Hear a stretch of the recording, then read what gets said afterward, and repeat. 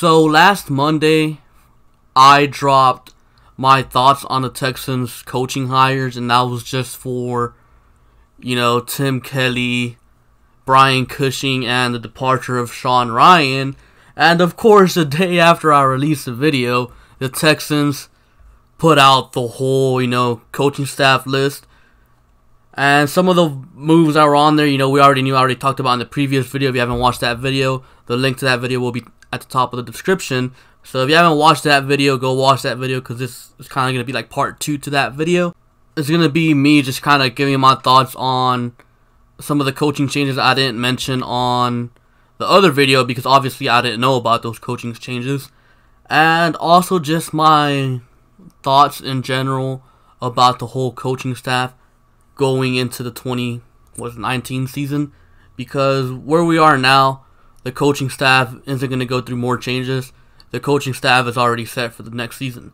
So let's start off with the Akeem Dent defensive assistant position. I don't really think much of it. Akeem Dent, if you guys don't know, he was a former Texans linebacker.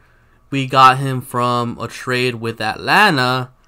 We traded TJ Yates to Atlanta, and they traded us Dent. So, I didn't really think much of this hiring. It's just, an extra guy to have there on defense helping out.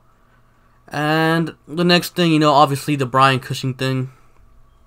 Brian Cushing's supposed to be helping the strength and conditioning coach, who the new strength and conditioning coach is pretty much a guy who was here last year. He was with the other guy we had. So, not much of a change going on in the strength and conditioning room, if you ask me. And Brian Cushing is also going to be helping rookies kind of get adapted into the NFL. So as soon as the rookie gets drafted, Brian Cushing's going to meet with them. He's going to give them some PEDs. What better way to get adjusted to the NFL than by taking some PEDs. It gets you faster, stronger, to better help yourself prepare for the game speed of the NFL. Transition from college to the NFL, just take some PEDs. The next hiring is TJ Yates as an offensive assistant. I kind of do like this move, because apparently Deshaun Watson really likes TJ Yates. TJ Yates did help Deshaun Watson his rookie year when he came into the NFL. He was really helping Deshaun learn the Texans offense before, Deshaun really got to dive into the Texans offense, because obviously, as you guys know, or if you might not know, the Texans, or, coaches can't meet with the players the early part of the offseason. So when Deshaun got drafted, he couldn't really get a hold of the playbook or any of that other stuff. So TJ Yates was really helping out Deshaun Watson early on, and Deshaun Watson really likes TJ Yates. So why not? It's just kind of like an extra quarterback coach for Deshaun Watson. Now the next move is not really a hiring, it's more of a departure. Wes Welker did leave us to go to the 49ers. I don't really think much of this move. What did Wes Welker really even do, if we're being honest? He was just an assistant special teams coach, and I guess that's pretty much it. So, yeah, Wes Welker didn't really do much of us. Don't really think much of that move. But the one big move that I do love, and I absolutely love this move, is the hiring of Carl Smith, the quarterback coach. Now, if you guys saw my video that I dropped last week about, the coaching changes with Tim Kelly and all that, towards the end of that video, I kind of put out my wish list for the quarterback coach. And I pretty much got what I wanted. I got a veteran quarterback coach, an old man. That's straight up what I wanted. I wanted an old man to coach Deshaun Watson. And that's what Carl Smith is. He's been in the league for 30 years, has been coaching for longer than that. He coached Russell Wilson in Seattle the past 7 years, or 6 years, or something like that. So he's pretty much been there since Russell Wilson was a rookie. So Russell Wilson is the quarterback he is today because of Carl Smith. Carl Smith apparently preaches to his quarterbacks getting rid of the ball on timing.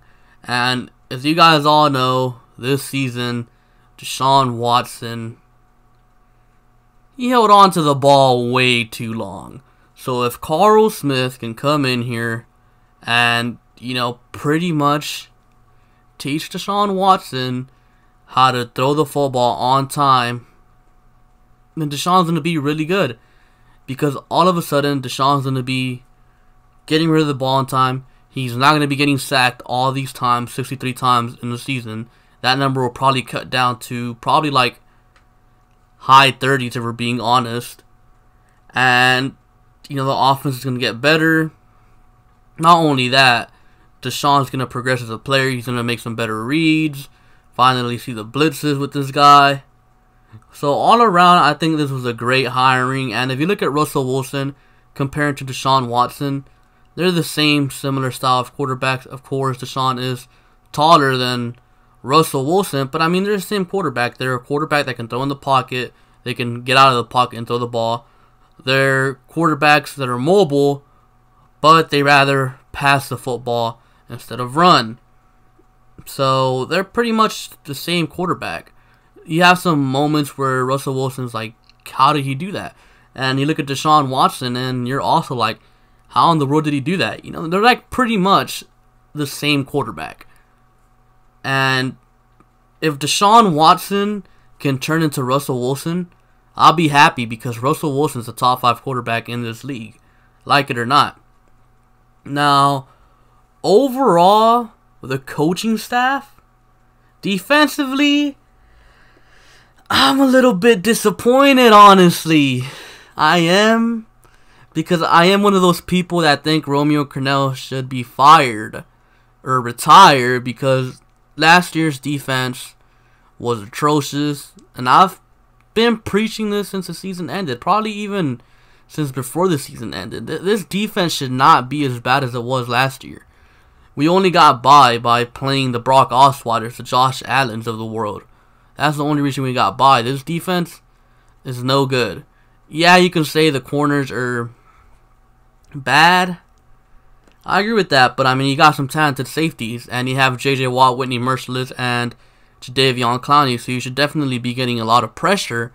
But the Texans pretty much got no pressure at all, especially late into the season. And who's that on? Romeo Crennel. It's his scheme. He's not using his players properly, especially in that front seven. Look, I understand that, your secondary, your corners, just your corners, because your safeties are good.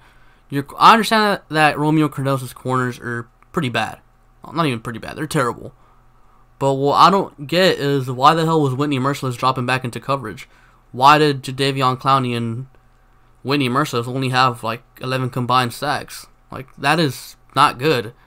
When you have a guy like Whitney, JJ, and Jadeveon Clowney all, on your team, all 3 of them by themselves should have 40 sacks combined. I'm not even playing. That's not even over-exaggerating. JJ had 16. Clowney and Merciless should have combined for like at least 23. Honestly, this is outrageous. I think Romeo Crennel is misusing the talent here. And, I think he should have been gone, but unfortunately we didn't get our way. So, what can we do now is just straight up hope that Romeo Crennel remembers how to be who he is, because despite the bad defense last year, Romeo Crennel, he's still going to be remembered as a legendary defensive coordinator, one of the best to ever do it, and hopefully he's able to get back to that next season. That's the only thing that kind of gives me hope for next season on the defensive side of the ball. Of course, you get more talent on the corner position, and then maybe this defense will be good. Maybe it is just straight up lack of talent at the corner spot. I don't think so personally, but who knows? Now, offensively, I am very, very, very, very pleased with the coaching staff. I pretty much got everything I wanted offensively as far as coaching changes go in the offseason. I got a guy that can look over the offense while Bill O'Brien focuses on the whole team to, take away those undisciplined moments, those slow starts. So now O'Brien's going to be able to focus on the whole team while Tim Kelly focuses on the offense. Tim Kelly's someone that Bill O'Brien can trust. Tim Kelly's not going to call the plays. O'Brien's going to call them. And I am more than okay with that because, to me, again, said it before, play calling was not my issue with Bill O'Brien. It was, the lack of discipline and just straight up not being prepared. And that's on O'Brien not having time to be with the whole team. And now he does because now he has Tim Kelly there.